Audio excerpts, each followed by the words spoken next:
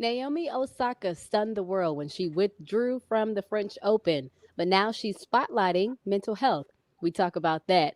Also, NBA fans acting outrageous. Why? Who knows? We'll discuss that as well.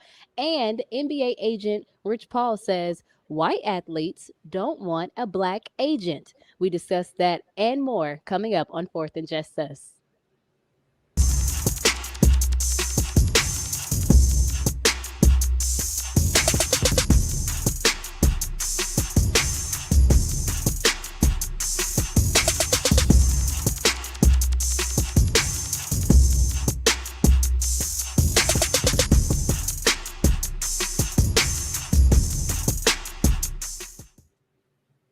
Welcome to Fourth and Just Us, everyone. We are so glad that you were able to join us for another episode. You know, we are always here, same place, same time every week. And you can always catch us on YouTube. If you're there, make sure you subscribe. If you're watching us on Facebook Live, make sure you like us there as well. And don't forget that throughout the show, we accept, welcome, and love your comments and your questions because we would like to answer them. We would like to get to our audience members who leave comments and have questions for us, especially as it pertains to our show topic. And today's show topic, we are talking about basketball trafficking, the history of basketball trafficking. And we'll be joined by our special guest, Dr. Javier Xavier. And we will continue that discussion coming up here shortly. Excuse me, Dr. Javier Wallace. Let me make that correction. Forgive me, Dr. Javier Wallace. He will be joining us on the show. But just like we do any other time, we jump straight into the current events. And as mentioned, Naomi Osaka withdrew from the French Open, but now she's spotlighting mental health. The world was stunned by this decision that she made, and she posted it on social media, making the statement that she thought it was better to exercise self care and that she was taking time away from the courts. But she also mentioned that when the time was right, she really wanted to make sure that she worked with the tournament to discuss ways that they can make things better for players, the press, and fans. We know that her decision came just one day after the Grand Slam threatened to disqualify her or suspend her if she continued to skip the press conferences. So, my question to you guys, fellas, are you pleased or are you proud of Naomi Osaka for taking a stand and wanting to put herself first? Doc? Thank you, Lericia. I think, in America, I think we have this idea that if a person is celebrity, they got a lot of money, all that kind of stuff, then all should be good with their life. They should have no mental health issues. So, you hear these comments about she's a spoiled brat. I think Pierce Morgan said that she's a spoiled brat. She's acting entitled. That's what's wrong with today's athlete. And it's like, I'm really proud of her, Lericia, because, she realizes that she is the attraction. The Grand Slam or the French Open is an inanimate object. She realizes that she is the attraction. And I think she's realized and said, hey, I do not have to participate. You all aren't going to control me. So I am really happy and proud of her. And the fact that this is a sister in her early 20s, it makes it even more amazing to me that she had the courage to withdraw from the tournament. So can somebody help me? Who's Pierce Morgan? Is that the gentleman who? He what? Used to be on CNN. Is he still on CNN? He's a columnist now and wrote about Naomi Osaka and her decision in a column. And then, of course, like Doc said, he received a lot of criticism for his column on her. Yeah, he deserves that. The beauty of what she's doing is that when she first came out and turned professional, she always said that, she was very shy. She had a lot of anxiety approaching the press, and she was dealing with some mental health issues. And now it came out, she's dealing with depression as well. Hats off to her that she had the courage to do this, and that she is vulnerable enough to go out there and make these statements and do what she's doing, and willing to accept what these folks with no compassion are throwing at her. No, she's doing the right thing, and hopefully, I mean, some people thrown out that she might not ever come back and play tennis, which, you know, is questionable. But if she didn't, I mean, good for her and her strength and what she's trying to do to make herself better and to make a statement that, you know, we need to look at people, particularly with mental health issues, and support them. Now she is the highest paid female athlete in the world. And like you said, Doc, she stated that she's faced long bouts of depression since she won the United States Open in 2018. And I just want to commend her for being one of the several athletes that we've seen in recent years come out and really take on this issue of mental health and bring it to the forefront. To me, it actually helps break down this stigma and brings about a vulnerability amongst athletes that wasn't so common or typical at one point. And so for her to have the strength to come out and do that, I think speaks volumes to who she is, and her being able to recognize and fully indulge and describe her feelings and emotions and not afraid to stand in it. And then for her to do it at a time where she's currently going through it. She's not talking about it in the aftermath of, or that she's already worked through it. She's talking about it as it's happening right now. And so I commend her for that. And I think anyone who doesn't see that, who doesn't recognize that, or even understands that, they need to take a step back and have a look at themselves, because how can you not commend someone for just, you know, first off, being vulnerable in a space where it's not common and it's not typical, you know, for an athlete to showcase that particular aspect of it. And like you said, Doc, I think it shows, you know, how she recognizes who she is at such a young age. And so we know that people like Serena Williams came out and spoke and said, you have to let people handle things the best way that they can, you know, and others have come out and supported her in her decision of taking or putting herself first, rather. And so, again, I think we commend her for putting herself first and ensuring that her mental health and she's just doing okay. And so we commend Naomi Osaka. And I don't think it's a question of if she'll return, AD, because I think the love of the game for her is still there. She's a young athlete. So I believe that she'll be back, and she'll be back better than she was before. Moving on now to NBA fans. Outrageous actions. We have seen several fans recently in the news, in the headlines for things that, can we really say are not common or that we haven't seen before. We know that during game 2 of the first round playoff matchup between the Jazz and the Memphis Grizzlies, Ja Morant's family was harassed by a few fans. We also know that Russell Westbrook had popcorn thrown on him. Trae Young was spat on by a fan in Madison Square Garden. And a water bottle, as of recently, was thrown on Kyrie Irving after the Celtics and the Nets had a game, a 141-126. The Nets won that game. And as he was walking off, a water bottle was thrown his way. After seeing so many of these incidents happening as of recently, are you shocked that this sort of these actions are continuing and that it's happening right now, AD? No, I mean, this has been going on for quite some time. You know, and plus, now fans think that they're entitled to do whatever they want. Many times you hear people say that, you know, I pay this money to go to the games, and so I should be allowed to do most anything I want to do. I mean, it's ridiculous. I mean, it goes to when what's my boy's name? He changed his name anyway, went up in the stands, and that gentleman who threw water on him, I mean, basically he kicked his ass. And I mean, anybody who does that, anybody who spits or throws things on, I mean, that's disgusting, and it shouldn't be allowed. And that, you know, I mean, that's the world we live in now. And I mean, people are trying to say, well, we've been locked up for so many days and everything else. That's no excuse. You know, it's interesting because I've never understood why fans are allowed to heckle at all. You know what I mean? It's one thing to boo, but, you know, people being called out of their name. I mean, I couldn't go to Grady Hospital in Atlanta, go to the ICU unit and sit there and just yell at nurses and physicians all night. I couldn't go to the post office and yell at the person behind the counter, even though I want to. Sometimes they'd be moving so slow. And so I think what they should do like they do in the NHL, put plexiglass around the court or the playing field, so you don't have to worry about people throwing things or people spitting. I mean, it is completely out of hand.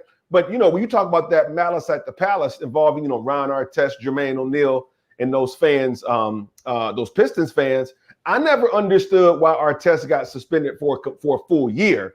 And to me, the message was sent is that, hey, this is part of the job. People are buying a ticket, they're coming to see you play, and they have a right to yell, scream, and say nasty things to you, and you just got to take it. That sounds like some stuff straight off the plantation, and I am glad that these athletes starting to speak up about it. Hey, Doc, well, you know that they used to call it the cage sport, and they used to have a net over the court so people would throw things and everything else. I mean, that goes way back when, but I mean, this hasn't really changed. I mean, it's just been brought to the forefront. And, you know, I guess why we brought this up too is yesterday when you had that idiot run from the stands to try to jump up and touch the net. I mean, I just basically think there's probably some drugs or alcohol involved in that. But I mean, it is crazy. And what are they going to do to prevent it? Well, the NBA actually released the official fan code of conduct in light of so many players facing this harassment, and they plan to heavily enforce this fan code of conduct, promising that there will be no toleration policy.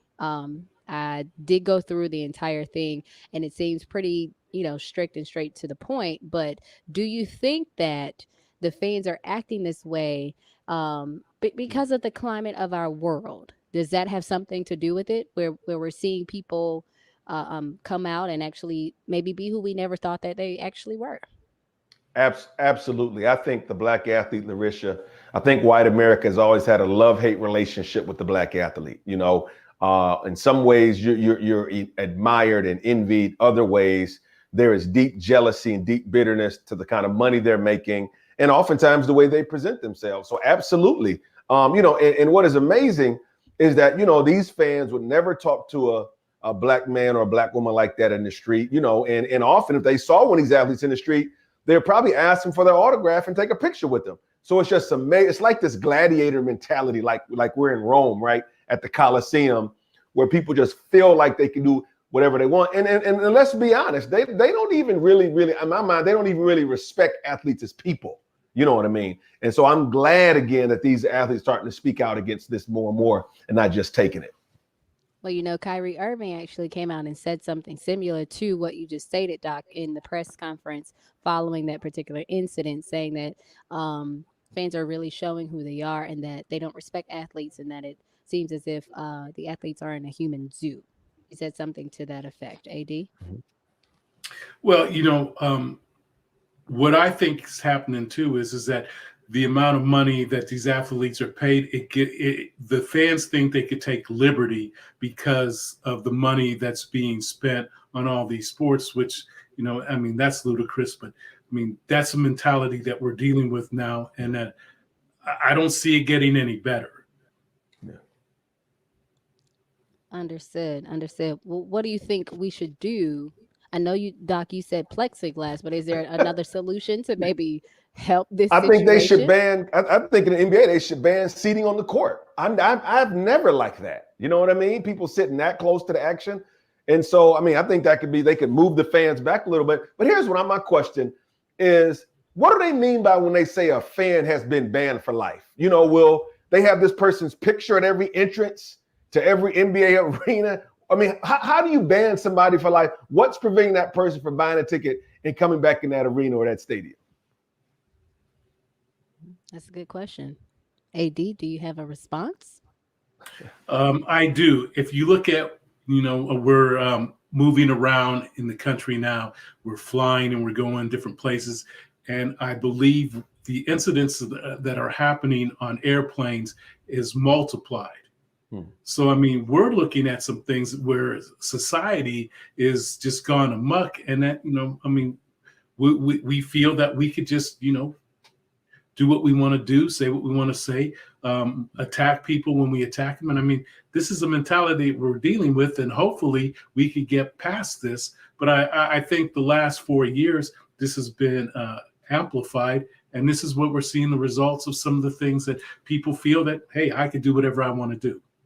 Because Lericia, that is a safe place for a white fan to yell something at a black athlete because the black athlete can't retaliate. You know what I mean?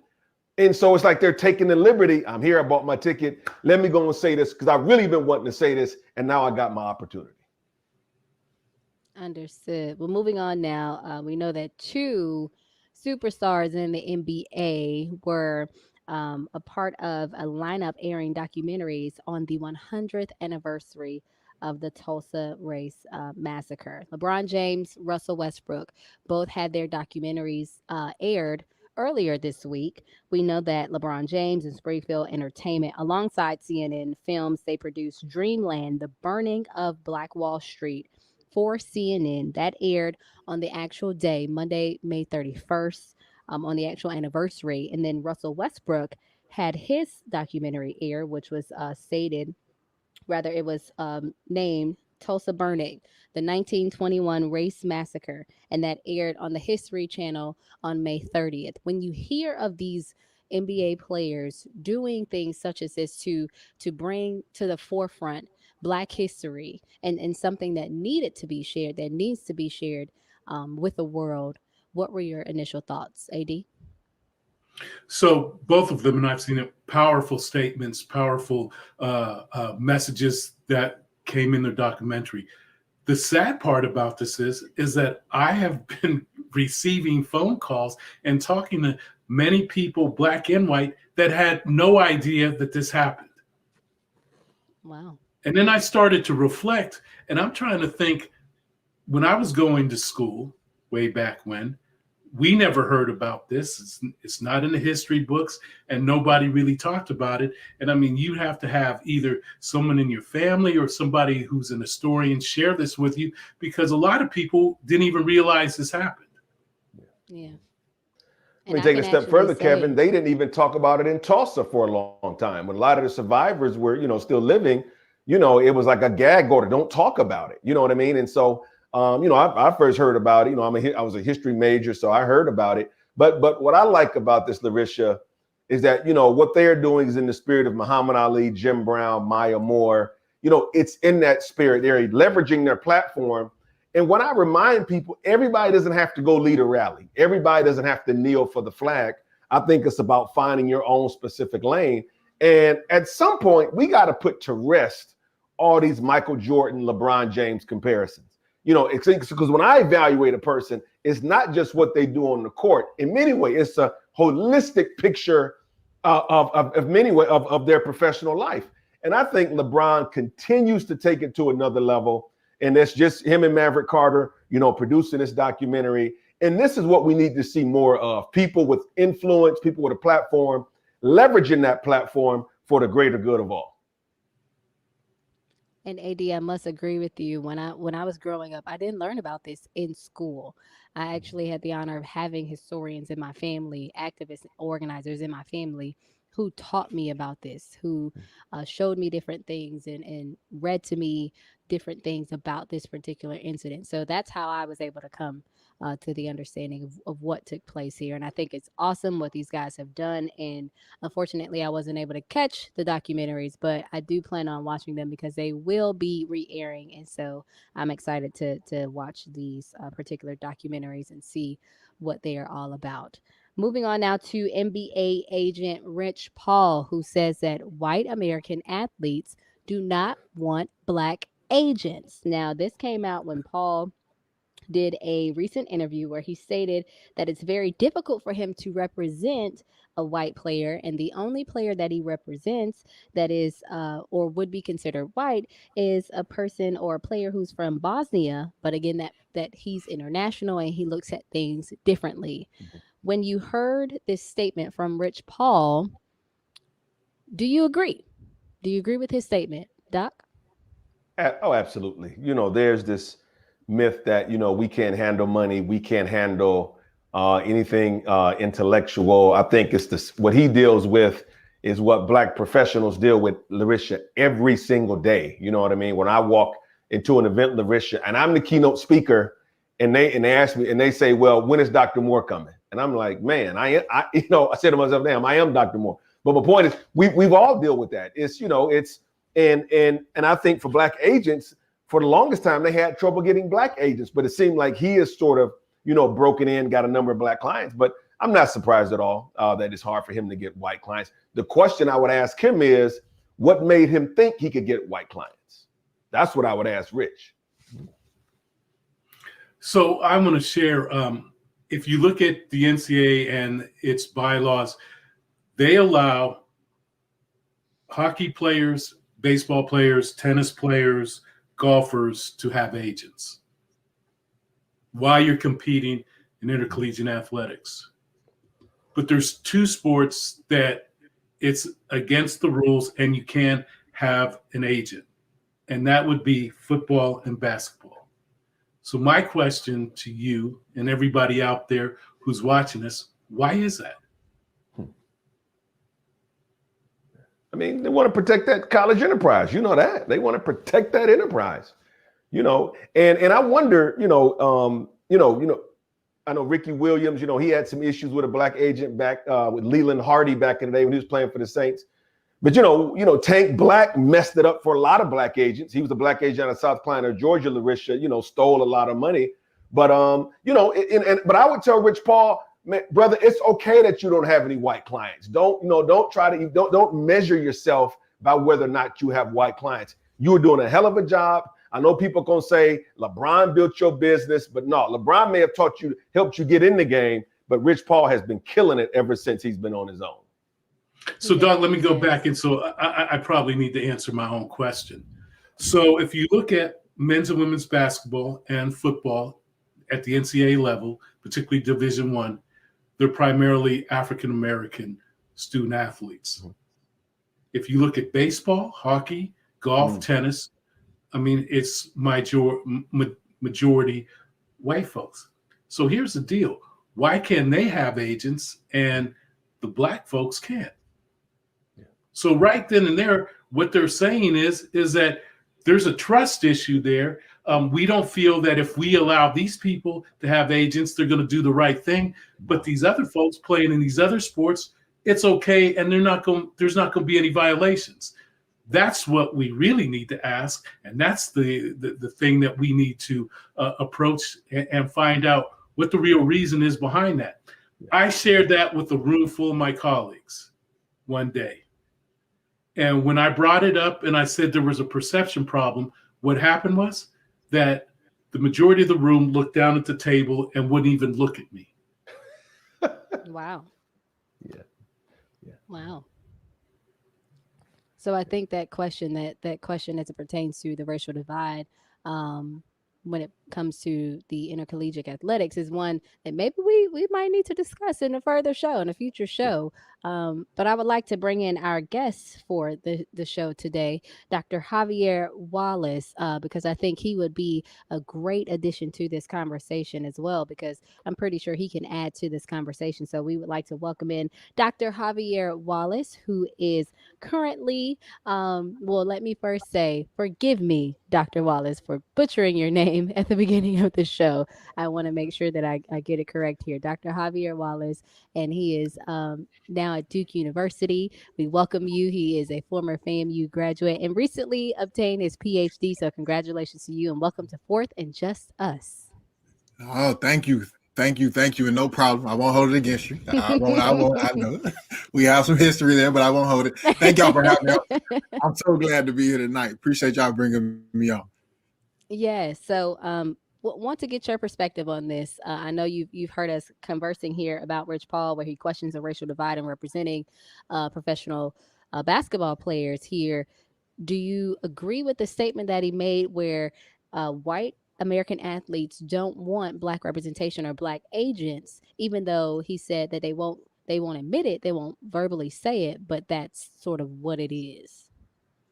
Yeah, so I actually agree with Doc had to say about the topic. First of all, is should he, one, the perceptions have always been there surrounding black people and how we go about business. And two, the idea of you can focus on what you're doing, with the clients that you have and trying to build within that. But I'm glad that he's highlighting that discrepancy or that inequality, if you will, that exists in that space. Understood. Thank you so much for your feedback there. Again, Dr. Javier Wallace, he is with us as we are preparing to talk about our show topic today, which is the hidden world of basketball trafficking. Again, Dr. Wallace is Duke University. He's a postdoctoral fellow at Duke University, and we welcome him to the conversation here. Basketball trafficking, Dr. Wallace. What exactly is it? Yeah. Well, so basketball trafficking, if I give you like the definition that I gave it when I was writing my dissertation, is the exploitive and unregulated migration of international non-U.S. citizens, young people, into the international interscholastic U.S. system, which largely starts through the U.S. F1 student visa program. So basically, what that means is young people who've been exploited through the basketball system in the U.S., looking at the high school level specifically, and moving on to college and to the NBA. So, Doc, how did you come to this topic? So explain how basketball trafficking works from A to Z, as if you were explaining it to my grandmother in rural Louisiana. Well, if that was the case. Well, I came through it through a very personal connection. I was living in Panama, where my dad is from. I was the athletic director in the Panamanian school system, in a very prestigious Panamanian school system. So organizing sport around the country. And I happened to cross a young person from the part of Panama where my father is from, who was on the Panamanian youth national team, who had an opportunity to come to the United States and play. And just so happened, him and I were coming to the United States at the same time when I was starting my PhD. And he came, and it worked out very negatively in his life. So that's what brought me to basketball trafficking. But for all the grannies down in Louisiana that want to know how it happens, it's basically a young person that's not a U.S. citizen, does not live in the United States. They're good at basketball in most cases. They're pretty good, or they're very tall. Either one or two, they're either good or tall, and they get seen. Somebody sees them playing, usually at an international competition. The school, the recruiter, they want them to come to the United States. So what they do is they find a school that offers the F1 student visa, because that's the only way that people who want to study in the United States and come into the U.S. on the F1 student visa, even though it was never built for sport, that is the conduit to enter the U.S. They come in. The experience is either great or it's not great. So if it's great, they come in, they go to the school, they play basketball, they get recruited for college, and then they play in the NBA after college, like Joel Embiid. Perfect case on case, right? From Cameroon in West Africa to Mount Verde in Florida, the Kansas, to now the 76ers in Philadelphia. But that is the few, the one. But in many other cases, the young people, they come, the schools are not Mount Verde. They're not prepared to hold on to international people. They don't have anything set up to facilitate everything they need, the school, the housing. And the young people sometimes get lost. They get exploited. And they move around a lot, because we know that in basketball at its current state, you got to transfer. The portals are always open now. You have to move around, but our U.S. immigration system doesn't move that fast. It's a long process to change. You can't just say, I want to go play for a different coach next season, and your immigration system goes on that same pace. It doesn't happen like that. So some young people, they get caught up in the system, and there's not a bad actor involved. It's just the immigration policies of the United States don't coalesce with our basketball system, and then they find themselves in very precarious situations. You talked about the immigration policy. Can you go a little deeper in explaining the correlation between the two, so that our viewers can truly understand how they go hand in hand? Yeah, most definitely. So let me just say this. The United States has a hegemonic control over basketball in the world, period. If you want to play professional soccer, you don't have to go to college to play professional soccer. You can go play as a teenager. Boom, you get bought, and that's the language they use in soccer. You get bought, and ultimately you can play in the European League. But for basketball, the NBA is the number one league in the world. for basketball, period. But the biggest feeder system for the NBA is the NCAA. Majority of players are coming through the NCAA or the U.S. collegiate system. But notice I said collegiate system, so it's connected to our education system. All basketball is connected to education at its core. So there's no sport visa for high school or amateur ball. The only sport visas we have in the United States are for professional players or for people that are going to participate in the Olympics for like a very limited time. So the only way to enter the U.S. is through the student visa. But the student visa was never constructed to go with this billion-dollar industry that we find ourselves in, right? The student visa asks us nothing about NCAA eligibility standards. It asks us nothing about how to house international students that are coming to play. So the visa was never set up to be used this way.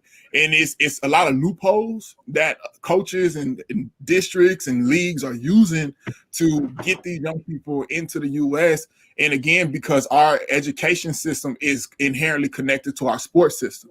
So that's where you see the immigration part come in, because we have no high school basketball visa. That doesn't exist. So, hey, Dr. Wallace, love what you're saying. Here's my experience. My experience has been that if you bring in a player from Africa or from Europe and they're very good and that they're going to a big school, there's somebody affiliated with that school that's going to help them with the visas and everything else. But as we were talking before we came on air, I mean, that's somewhat limited and those numbers are very small. So what happens to those young people that connection's not there and that they need somebody to sponsor or help them get through the system? They have to figure it out themselves. Is once the easiest part, if you will, is being offered the scholarship and offered the student visa. That's probably the easiest thing that happens. One of the hardest things that happen, which actually influences and contributes to the basketball trafficking, is getting past the U.S. Embassy in your home country. And that is a process of vetting that is very racialized to a point. It makes it so difficult for certain people to leave certain countries and enter the U.S. than others. And that's a difficult process to navigate. You have to know how to talk to the people at the window, what to say, what not to say. And young people who are going to places with the support, they can help them through that decision. But when they get here to the United States and then they find themselves in precarious situations, right? They transferred in the visa. They didn't do the transfer paperwork correctly and the visa didn't go through. If you go to a big institution, they can help the young person. They have lawyers, they have the athletic department that can kind of walk them through that. They can make the phone calls to the embassies. They can talk to these people. But for young people who don't go to an institution with those level of resources, or they're in an exploitative situation where the person who brought them here wants to discard of them, they have no responsibility to help them. So now it's on them to have to know about all the intricacies of the U.S. immigration system, who to call, and they ain't going to answer. They don't answer the phone at the U.S. So, and then these pro bono offices, immigration offices, they rarely think about basketball being used as a tool to traffic people. So they like, why are y'all here? Like, you're playing basketball. Like, we can't help you. Go back. So they're on their own. So Dr. Wallace, let me ask this. Okay. Go ahead, Kevin. I'm sorry. So thanks, Leonard. So what happens to those young people that don't have that support, that don't make it? Where do they end up? That's the thing. We don't know. I mean, we really don't know, because once you come into the U.S. on a student visa, let's just say that's your form of documentation. But as soon as you go out of status, that means you transfer schools and your visa doesn't follow you, or you're moved around against your will. You are undocumented. There's no record of you in the United States. So many of these young people, we don't know. There was a case in North Carolina that a private high school that processed 75 students over the course of a couple years And she was intentionally selling these kids for $1,000 each to coaches around the nation. When the Department of State found out about it and tried to recover these kids, they couldn't. They recovered very few of the 75 because they're undocumented. And, we're familiar with the conversations we have about like undocumented people. And these kids are no different than these undocumented populations that we speak of. And like I always say, some of them might be running on your courts. At the schools where we work at the AAU ball game that you're going to, at all your cousins, all your daughters and sons' games, like they might be there and you might see their name on their backs, but that doesn't mean that their names are on any type of legal document that give them status in this country. So they're kind of invisible. Dr. Wallace, you told me some time ago that if I go to a high school basketball game and I see some African kids playing, and it doesn't look like their parents are anywhere around, you told me, this is a quote, you said, go up to them after the game and ask them, quote, how did you get here? Why do you, does that still hold true? I mean, do you still think was your assessment analysis, is this still ring true today, in your opinion? 1,000%. 1,000%. And I said 6'9" African kid or better. 6'9". Or 6'10", or 7 foot. And I'm going to tell you why I'm talking about height, because there's this, have y'all ever seen the movie The Air Up There with Kevin Bacon that goes to like Africa and gets Saleh, right? Yeah. So there's like these ideas that we can't find any tall players in the United States. So we have to go abroad to find tall players. So it's this image has been created that Africa, West Africa specifically, is this land of giants that are waiting to be discovered with no opportunities, good people, no facilities. They've been playing soccer their whole life. They're 7'10". We need to bring them over here, right? We need to go get them. So I intentionally talk about height because it's usually the tall kids that are coming from the continent of Africa, because we don't think we can find them here in the U.S. And I think it's okay to ask those young people the question, like, are you okay? Like, have you talked to your parents lately? Of course, it can get messy because we have a lot of first and second generation African young people in the United States that are participating in sports, that grew up here, born in the United States. But there's many who haven't.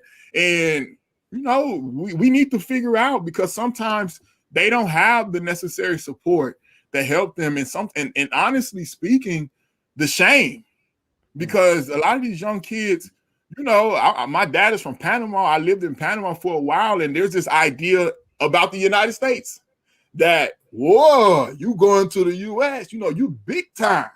They don't see everything that goes on behind the scenes. And so these young people, they still have to hold up that front to the people back at home. So it's even hard for them to tell them that stuff isn't working out, because people are going to be like, you're in the United States.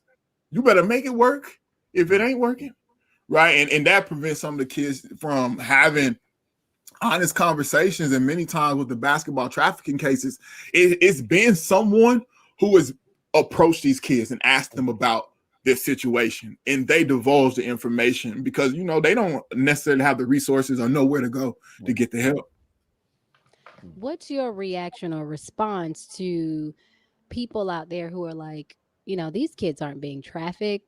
They're being given opportunities, to have a better life or to live the life that they've always wanted to live. How do you react or respond to that?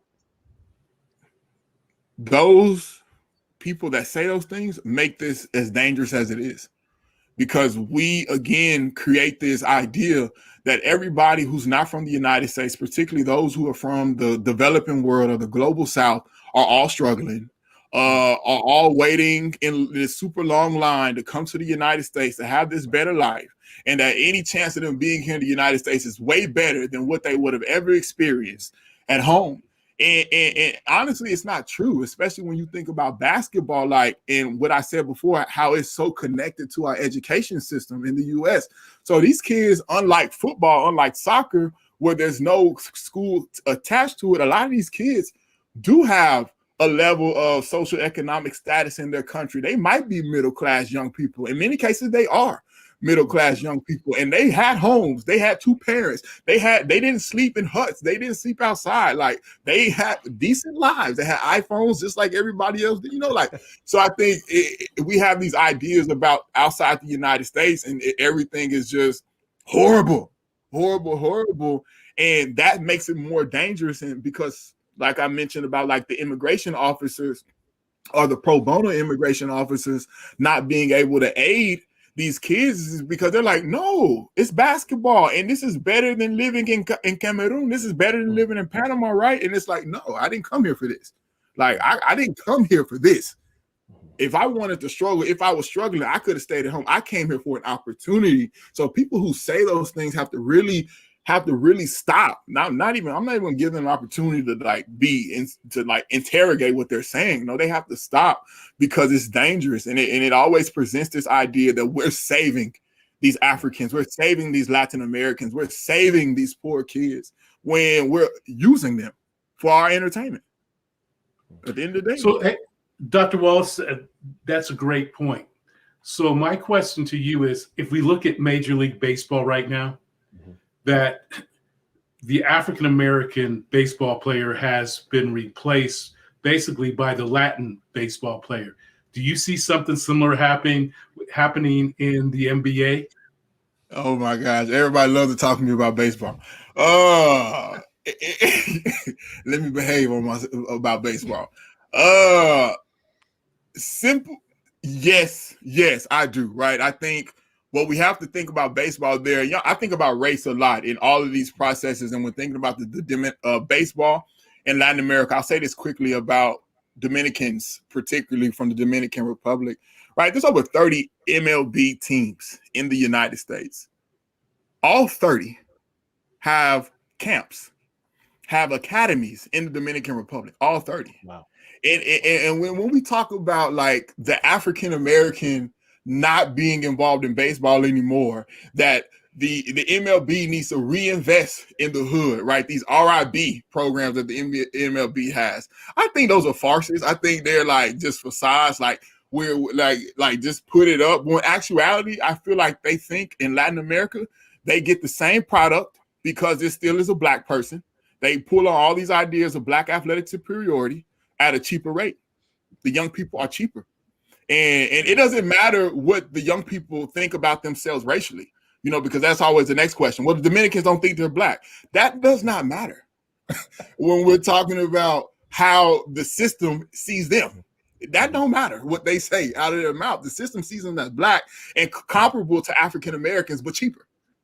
So I invest in what's cheaper to get the best return on my money. And I think basketball, as we see it, the NBA Basketball Africa League, the NBA Academy Africa, the NBA Academy Latin America, Basketball Without Borders camps, like trying to compete with soccer on a global level. Basketball wants to be a comfortable number two and move into a position where they can compete with number one. We see it, right? Because, and that's why I say, like, the NCAA with the control over education, sport, with education and sport, I don't think they're going to let go of basketball. And, I don't think the NBA is going to let go of its reign over basketball. I don't think the Basketball African League that just launched in these last couple of weeks is going to ever compete with the NBA. I think it just becomes a hidden development camp, like a G League for the NBA, because those players are still going to want to come to the United States. And those are only very select players. So I think it's going to be just like what we see in basketball. With baseball in the United States, where if we can find these products, and I hate reducing people to products, but if we can find these products that are similar to African Americans, but at cheaper rates, and what they say a lot, international kids, they want it more. And what they mean when they say they want it more, I think that's very specific anti-African American. Because there's ideas that these black players are going to complain, that they're going to do what Kyrie's doing in the press conferences when talking about being racially abused. And the international players, the kids, they're not going to say anything. Nothing. They're going to run to the wall if you tell them to run into the wall. Yeah. Wow. So I think it happens very much the same. Wow. So, what Well, would you say? Go ahead, Doc. Go ahead, Doc. no, okay, no, I was going to ask, does this seem to be a problem in women's basketball as well? Because I know, man, on that AAU circuit with my daughter, I started seeing more 6'4", 6'5" Most Nigerian definitely. sisters out of Nigeria playing center these AAU teams. Most definitely. Most definitely. This is not only exclusive to the men's game or the boys' game, or these are young women too. I think the game for women and for girls works itself out just a little bit differently because of when you compare like the NBA to the WNBA and the stakes on the line and the money that can be made from, as you compare, you're going to see more on the boys' side. But as women's sport continues to ascend, like you're mentioning, Doc, they're there too. And I've definitely seen cases of young girls, same age categories, 14, 15, 16, or 17 is a little bit too old, but about 14 to 16, those are the sweet spot years. And those are the ones who are coming early into the United States. And it's just like the boys. Well, Dr. Wallace, how do we fix this? Where do we go from here? You made us aware of this particular situation, and as we always wrap up with our guests, and as we wrap up our show, we always like to make sure we hit on solutions, even if we don't exactly have a solution. We want to at least start that conversation. So, where do we go from here? Now that we are knowledgeable of this and we are aware of what's happening, and you've given us so much great information, what should the next step be? Yes, I think there's a number of next steps, but I'll just give a few. I think number one, the United States Student Exchange and Visitors Program, which houses the F1 student visa, or the United States Immigration Office, needs to make arrangements to have all young people that are coming to the United States on the F1 student visa for athletic purposes to have that stated, because that to me seems like one of the best options that we have right now to at least understand who is here, and who's here for what purposes. We do see that at the collegiate level, they're more forthcoming with the information that young people are coming to the United States to play sport at all. But at the high school level, when I looked at the last 5 years of information that I got from the United States government, part of the Freedom of Information Act, which I told them was a pressing problem, and they gave me the information. There hasn't been a year where they have officially recorded over 100 kids in the U.S. that are at the high school level for athletic purposes, and I know for a fact that's not reflective of the actual situation. Whereas at the collegiate level, at the bachelor's level, you literally see this same document saying 20,000 international students are in the United States with athletic scholarships. I think starting there with getting these young people documented through an official channel will help us be able to always locate where they are, at least, when they come in. And then secondly, I think the private schools are all athletic governances in the United States, but particularly at the high school level, have to make some type of regulations for the use of this visa for athletic purposes. There needs to be provisions. There needs to be a provision on what does housing look like for these young people? What does vetting of host families look like for these young people? What does inability to perform academically look like for these young people? What are the ways that they can go back home if they're not meeting the standards? So those two things I would definitely start off with, making sure that we have a way of knowing who is here in the United States and who's coming for athletic purposes, and making sure that all athletic systems in the United States, not only the public schools where you see less of these occurrences, but the private schools where you see the majority of these young people coming, making sure that they have regulations on how they can distribute, use, and the exit of the young people. Dr. Xavier Wallace, Duke University Race and Sport postdoc. We appreciate all of the knowledge, all of the information that you have given us today as it pertains to the history of basketball trafficking. Thank you so much for joining Thanks, Fourth and Doc. Just Us. Hey, Doc, good luck at Duke. Thank you. Hey, you made FAMU proud tonight. Thank you. That's good coming from a Jackson Stater. That's all right. You know what? I am actually going to agree with Doc. You did make FAMU proud. I've never. Well, I've only lost a Bethune one time when I played football, so I made FAMU proud a couple times with y'all. Well, you might want to go back and talk to them right now because it hasn't looked so pretty in the past couple of years. But we're just going to leave that right there. Okay. That's all right. Thank you so much, Dr. Wallace. Thanks, We Doc. appreciate your time. Thanks, Doc. Again, that was Dr. Xavier Wallace, Duke University race and sport postdoc. He dropped a lot of information on us today as it pertains to the history of basketball trafficking. I was completely blown away by all of the information that he shared because I had no clue, how in depth this particular topic could go, and I learned so much from that conversation today. So again, we appreciate him joining us to drop those gems and share that information with us. Before we let you all go, we always have to have our final thoughts. So Doc, let's start with you.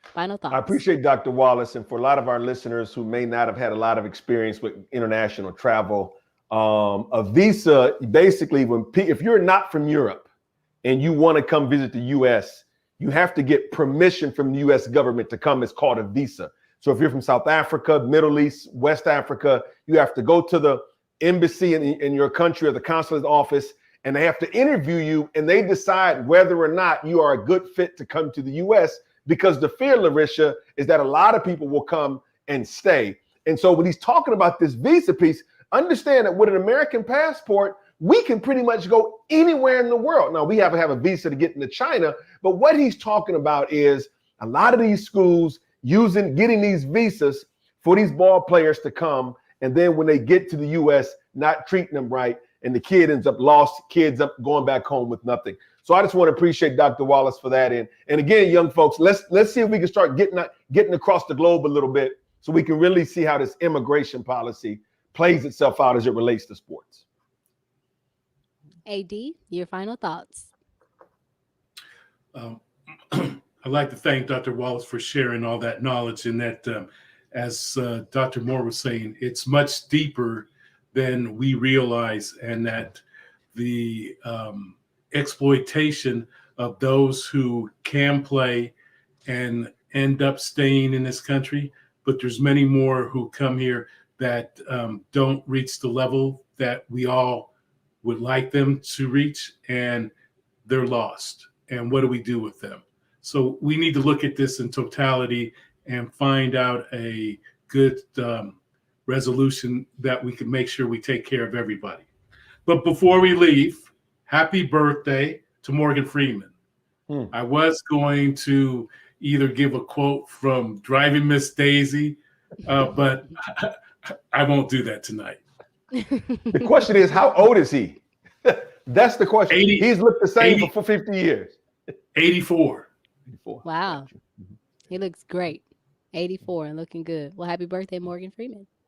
And we thank you all for joining us for another episode of Fourth and Just Us. Remember, we are always here, same place, same time every week. If you're watching us on YouTube, go ahead and click that subscribe button. If you are watching us on Facebook Live, be sure to like our page as well. Again, we appreciate your time. We thank you for watching, and we hope that you come back and join us again next week. Have a great night, everyone. Peace.